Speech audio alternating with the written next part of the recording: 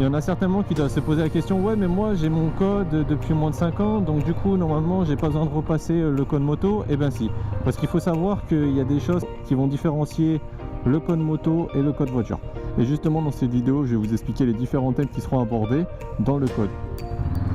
Pour pouvoir accéder aux 2 examens pour avoir l'obtention du permis moto, il faut d'abord passer le code moto. Le code moto va se différencier du code voiture sur différents points. Bien sûr, en voiture, vous n'allez pas forcément avoir un équipement, vous n'allez pas avoir les mêmes risques. Comme le code voiture, le code moto comprend 40 questions et pour réussir, il faut avoir au minimum 35 bonnes réponses sur les 40 bonnes questions. Vous allez aborder différents thèmes. Il y a 8 thèmes. Le premier thème, c'est équipement de sécurité. Ça comporte tout simplement l'équipement que vous allez devoir porter en moto, pourquoi ça vous apporte de la sécurité, à quoi ça sert. Donc dans l'équipement moto, on va retrouver ah tiens, je suis en slip de bain, donc qu'est-ce que je risque comparé à si j'avais un beau pantalon moto? Et ben si tu es en slip de bain par rapport à un pantalon moto, et ben c'est ta peau qui va prendre à la place du pantalon.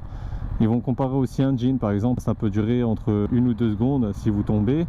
Donc forcément quand vous allez tomber, vous n'allez pas vous arrêter net, vous allez glisser et cette glissade va créer bien sûr des brûlures.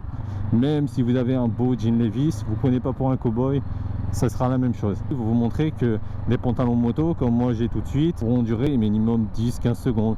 Tandis que si vous avez un cuir, vous pouvez tenir sur une surface de glissade de peut-être 30 secondes, comme ça. Il y en a beaucoup, ils ont un casque qui est vieux de plus de 5 ans. Donc ça fait peut-être 8 ans qu'ils l'ont, 10 ans ou même 15 ans, 20 ans, bref. Quand ils veulent accueillir un passager sur leur moto, donc c'est un pote ou un membre de leur famille ou leur femme, ils vont lui prêter ce casque. Sauf qu'en fait, le casque a aussi une durée de vie. Donc si vous vous amusez à donner un vieux casque à quelqu'un de votre famille ou je ne sais qui, il faut savoir que c'est comme si que vous lui donniez un casque en carton. Voilà, donc s'il se casse la figure, et ben c'est terminé pour lui. Maintenant on va jouer à qui veut gagner des millions version moto. Donc je vais vous poser une question et à vous de trouver la réponse juste. La question est: quel est l'équipement obligatoire en moto? Réponse A, tout l'équipement. Quand je dis tout l'équipement, ça comprend casque, veste, gants, pantalon et chaussures. Réponse B, casque, veste et gants. Réponse C, casque, veste et pantalon. Réponse D, casque et gants. Attention, je vous laisse du temps pour répondre.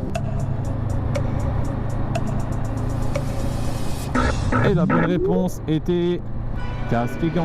Et oui, ça peut vous étonner, vous allez dire quoi, mais casque et gants c'est pas suffisant pour se protéger. Et effectivement, ils le prononcent bien dans le code moto, ils disent bien que l'équipement obligatoire légalement c'est casque et gants. Ça c'est l'obligation, sinon vous prenez une amende.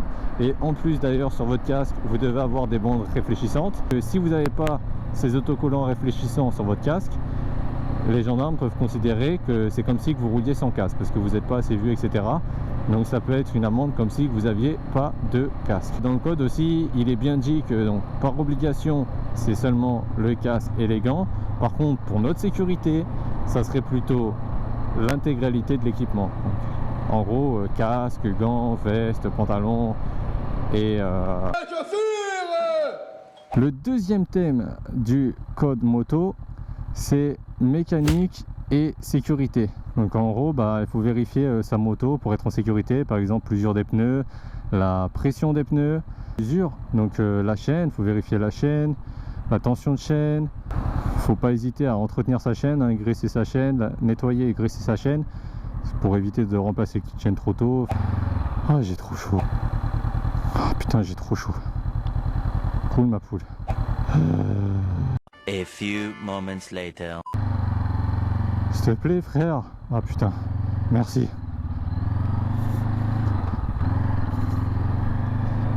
Le troisième thème, c'est documents, passagers, accidents. Voilà l'intitulé du troisième thème. Donc documents, c'est ce qui concerne tout ce qui est permis. Donc quel type de moto vous avez le droit de conduire avec votre permis. L'assurance, donc pourquoi prendre tout risque et pas au tiers. Donc, après maintenant concernant le passager, il vous explique bien que le passager il sera beaucoup plus vite fatigué que le pilote. Donc ça veut dire que même si vous n'êtes pas fatigué eh ben, il serait peut-être bien de faire une pause pour votre passager parce que la concentration est plus importante. C'est peut-être pas quelqu'un qui a l'habitude de conduire une moto, qui aura peut-être moins d'attention. Et accident, ça concerne tout ce qui est sécurité autour de l'accident, c'est-à-dire eh ben, le PAS, donc protéger, alerter, secourir. Le quatrième thème est intitulé le conducteur. Et oui, le conducteur, pourquoi? Parce qu'il y a beaucoup à savoir au niveau du conducteur. Donc déjà la position de conduite, la position au niveau des jambes, la position au niveau du bassin, donc des fesses, du haut du corps, quelle position adopter pour être dans les meilleures conditions. Il y a différents types selon le code moto de conducteurs. Il y a ceux qui vont rouler tranquille, c'est ceux qui sont là pour le loisir, pour les pépères, pour avoir du plaisir.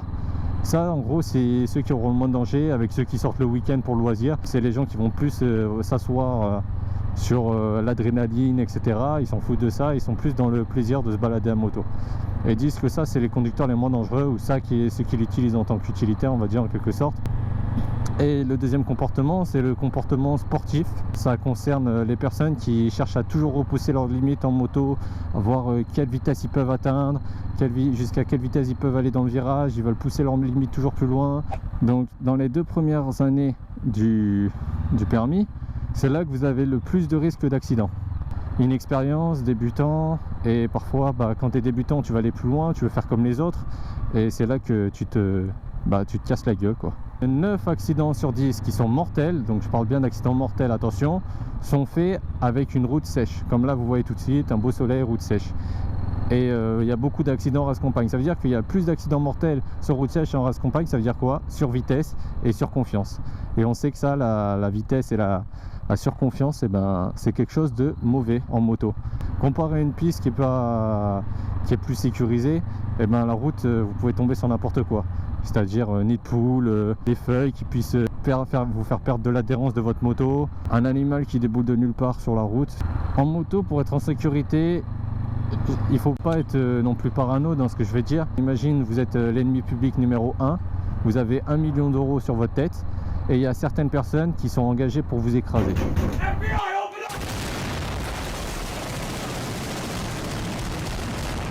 Donc vous savez pas qui sont les personnes engagées pour vous écraser, donc tout véhicule peut être dangereux. Quand je vais m'insérer ici, je vais faire attention qu'il n'y a pas une autre voiture qui déboule ou qu'une voiture sorte d'un parking.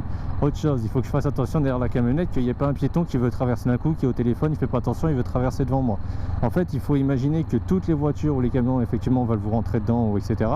Et que les piétons ils veulent tous se suicider sous vos roues. En fait, le but c'est tous vous rentrer dedans. C'est pour ça que la concentration doit être beaucoup plus importante en moto qu'en voiture, parce que les dangers certes sont en quelque sorte les mêmes, mais il faut se dire qu'on est moins vu qu'en voiture, donc nos comportements ne doivent pas être modifiés seulement au point de vue matériel, mais aussi au niveau psychologique et mental. On doit adapter un comportement adapté. L'autre thème qu'on peut aborder, c'est loi, règles et circulation. C'est la signalisation tout simplement, céder le passage, on laisse laisser le passage. En prenant l'exemple du stop aussi, il y a une voiture qui peut passer et vous rentrez dedans. Simplement, parfois on pense être vu mais on ne l'est pas. Donc quand on arrive à céder le passage, parfois si on n'est pas sûr d'être vu parce qu'il y a des arbres, vaut mieux ralentir et anticiper tout ça et avoir des vitesses un peu plus adaptées dans certaines zones. Le 6e thème, c'est route et sécurité. Ça comporte tout ce qui est le danger qu'on peut retrouver directement sur la route. Par exemple, les nids de poules, les intempéries, comment se comporter en cas d'intempéries, la vitesse, tous les dangers liés à la route et qui pourraient mettre en péril votre sécurité. Le 7e thème, c'est autres usagers. Donc autre usager, c'est justement le vélo. Le vélo, on va dire qu'on imagine à ma droite, là devant moi, et bien d'un coup il peut débouler à gauche. Son changement de trajectoire peut être plus rapide et plus vif qu'un piéton par exemple, donc c'est beaucoup plus dangereux. Donc il va falloir faire attention à ça. Les piétons, ils ont pas le même optique que nous. Le piéton, il va être là, il veut traverser sur la route, il est au portable, il regarde pas, il vous entend pas forcément arriver, il peut avoir des écouteurs à fond dans les oreilles, il peut débouler n'importe où. Il peut se dire ouais c'est bon, il y a personne derrière moi, il va même pas penser imaginer que vous êtes là. Et là par exemple il est là, il veut traverser, il a des écouteurs, je suis dans son angle mort, et il peut traverser d'un coup. Et on va prendre en compte tous les autres usagers. Et le dernier thème, le 8e et dernier thème, est lié à l'environnement. Quand on parle d'environnement, on parle de pollution. Donc par exemple, éviter quand la moto est à froid de tirer dedans à fond, etc. Parce que ça fait plus consommer. Donc du coup, c'est mauvais pour la planète. Bien faire l'entretien régulièrement. pour éviter que les consommables soient tout niqués et que du coup ça vous fasse consommer plus que prévu. Et bien sûr dans l'environnement on retrouve ce que connaissent bien les motards, c'est le bruit. Parce que forcément on aime bien faire du bruit, faire des kékos parfois un peu, faire des petits vroom vroom. Donc voilà, vous savez tout par rapport au code. J'ai essayé de vous donner un maximum d'informations. J'espère que c'est suffisant. Si vous avez d'autres questions, n'hésitez pas à me les demander en commentaire. Je me ferai un plaisir de vous y répondre. Ce qui va suivre, c'est que dans 2 semaines, vous aurez une vidéo sur le plateau moto. Et à partir de cette vidéo que vous regardez tout de suite, dans 4 semaines, vous aurez une vidéo aussi sur la circulation moto. Je vous souhaite une agréable journée. C'était Chicken Life. Et on se voit pour un prochain épisode. Ciao!